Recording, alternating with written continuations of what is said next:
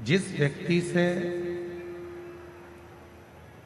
आपका स्नेह होता है, आप उसके खिलाफ कुछ भी सुन नहीं सकते। आप उसके खिलाफ कुछ नहीं सुन सकते, क्योंकि आपका प्रेम उसके प्रति हो गया, आपका स्नेह उसके प्रति हो गया। आप कैसे सुन? जितनी मेरी जीजियां बैठी हैं, जितने मेरे जीजा बैठे हैं, जितनी मेरी माताएं बैठी हैं, जितने मेरे भाई बैठे हैं, जितने मेरे जीजा बैठे हैं, जितने मेरे बुजुर्ग माता पिता बैठे हैं, आप सब जरा विचार कर कर बताना, एक बेटा कोई गलती करता है और लोग आकर बता देते हैं। एक बेटा गलती करता है और किसी ने आकर बताया कि तुम्हारे बेटे ने ये गलती करी है, तुम्हारे बेटे ने ऐसा कर दिया, तुम्हारे बेटे ने वैसा कर दिया, तुम्हारा बेटा ऐसा गलत कर रहा है। ईमानदारी से बोलना, माँ मानने को तैयार हो जाती है क्या कि मेरा बेटा ऐसा कर सकता? माँ मानती ही नहीं, माँ मानने को तैयार ही नहीं होती है, माँ मान ही नहीं पाती। क्यों? क्योंकि एक माँ अपनी बेटी से इतना प्रेम करती है, एक माँ अपने बेटे से इतना स्नेह करती है, इतना प्रेम करती है, इतना स्नेह करती है कि वो कुछ मानने को तैयार ही नहीं होती। वो कुछ मानती है।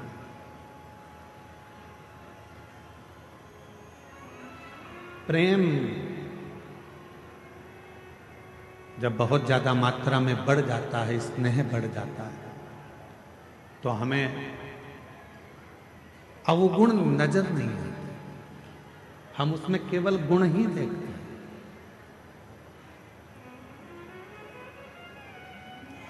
हम उसमें अवगुण नहीं देख रहे हैं, हम केवल उसमें गुण देख रहे हैं।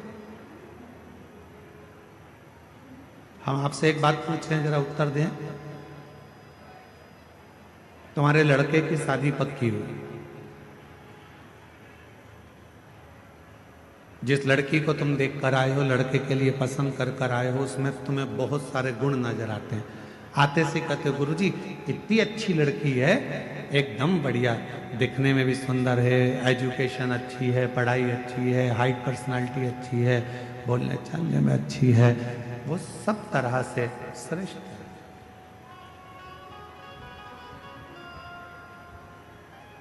क्यों? क्योंकि आपने उस लड़की में गुण ही गुण देखे, इसलिए आपको उसमें केवल गुण ही गुण नजर आ रहा है, केवल गुण ही गुण नजर आ रहा है।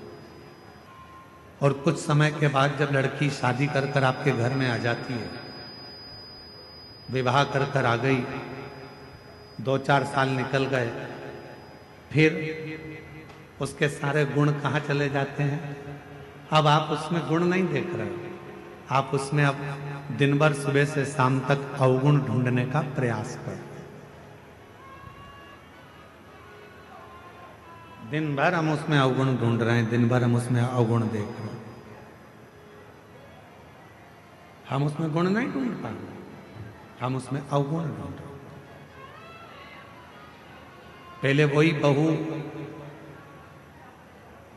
7 बजे उठकर आती थी तो तुम कुछ नहीं कहते थे, अब वही बहू 7 बजे उठती है तो तुम्हें लगता है कि बहुत देर से उठ रही। लड़की वही है, पहले हमने उसमें केवल गुण देखा और अब हम उसमें अवगुण देख रहे हैं। अब हम उसमें गुण नहीं देख पा रहे, अब हम उसमें अवगुण देख रहे हैं। थोड़ा सा भी भोजन बिगाड़ दिया, थोड़ा सा भी भोजन बिगाड़ दिया तो कह दिया तुम्हारे बाप ने यही सिखाया। और पहले तो अगर वो थोड़ा सा भी भोजन कुछ बनाकर तुम्हारे सामने ला देती थी तो तुम उसमें ही प्रसन्न हो जाते थे कि इतना अच्छा भोजन बनाया, इतना श्रेष्ठ भोजन बना है, तुम उसमें भी प्रसन्न हो जाते थे। अब तुम्हें उसमें अवगुण दिख रहा है। यहां जितने बैठे हैं, यहां मेरी जितनी भी माताएं बैठी हैं, जितने भी पिता बैठे हैं, मैं आप सबसे एक निवेदन करूं, उत्तर दीजिएगा जरा से।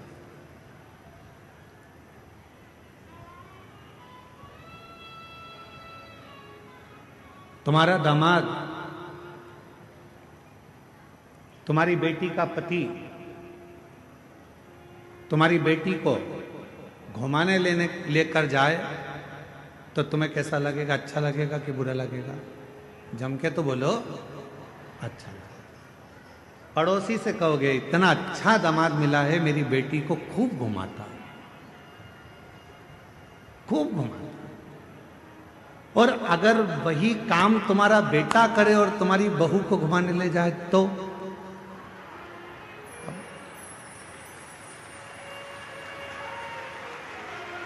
विचार करो। दामाद बेटी को अगर सोने की, तुम्हारी बेटी को सोने की रकम दामाद दिलाए तो मेरा दामाद हीरा है। अभी दिवाली पर उसने मेरी बेटी को सोने का हार दिलाया, रानी हार दिलाया। और वही काम तुम्हारा बेटा करे और तुम्हारी बहू को सोने का हार दिला दे तो तुम्हारा भगोने जैसा मुंह हो जाए। जैसे तुम्हारी बेटी है वैसे ही तुम्हारी बहू भी तो किसी की बेटी है, वो भी तो बेटी है।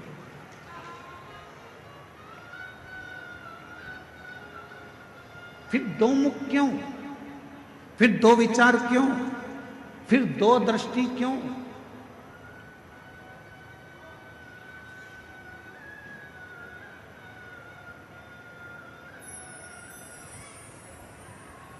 गणेश जी की कितनी धर्म पत्नियां हैं?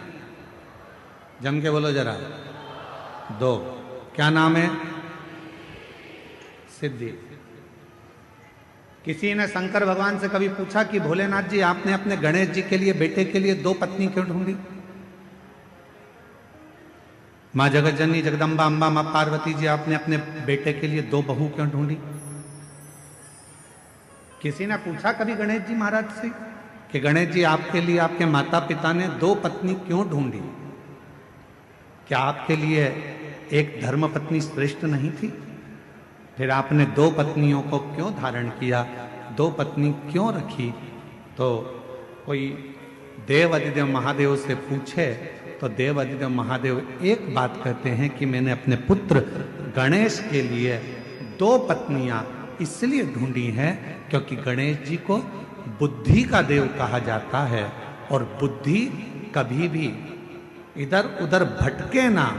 दोनों ओर अगर बुद्धि जाए भी तो दोनों ओर रिद्धि और सिद्धि होना चाहिए, दोनों ओर बुद्धि को संभालने के लिए।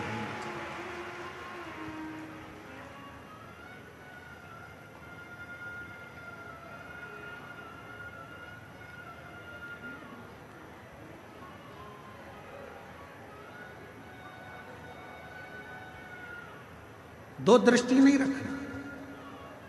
हमारी बुद्धि दो तरह से बढ़ जाती है। बेटी और दामाद के लिए हमारी बुद्धि कुछ और कहती है, और बेटा और बहू के लिए हमारी बुद्धि कुछ और कहती है। तुम्हारा दामाद, तुम्हारी बेटी बीमार पड़ गई, तुम्हारी बेटी बीमार पड़ी और तुम्हारा दामाद उसको हॉस्पिटल दिखाने ले गया। तुम्हारा दामाद घर में पोछा लगा दिया, तुम्हारे दामाद ने झाड़ू लगा दी, तुम्हारे दामाद ने चाय बनाकर पिला दी, और तुम उससे मिलने गए। मेरा दामाद इतना हीरा है, मेरी बेटी बीमार पड़ गई तो इतनी सेवा कर रहा, इतनी सेवा कर रहा, और मालूम पड़े तुम्हारी बहू बीमार पड़ जाए और तुम्हारा बेटा वही की वही करे तो मेरा बेटा तो लल्लू हो गया। दिन भर उसमें लगा।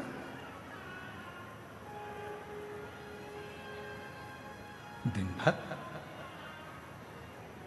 दो बुद्धि नहीं चाहिए। रिद्धि सीधी के दाता गजानन तुम्हें सबसे पहले हमारा नमस्कार है। रिद्धि सीधी के दाता गजानन तुम्हें सबसे पहले हमारा नमस्कार है। रिद्धि सिद्धि के दाता गजानन तुम्हें सबसे पहले हमारा नमस्कार है। एक बुद्धि रखिए, समदृष्टि रखिए, समदृष्टि। बेटी बीमार पड़ गई, चिंता लग गई, मेरी बेटी 3 दिन से बीमार है, मेरी बेटी ने कुछ नहीं खाया। बहू बीमार पड़ गई, ढोंग कर रही है।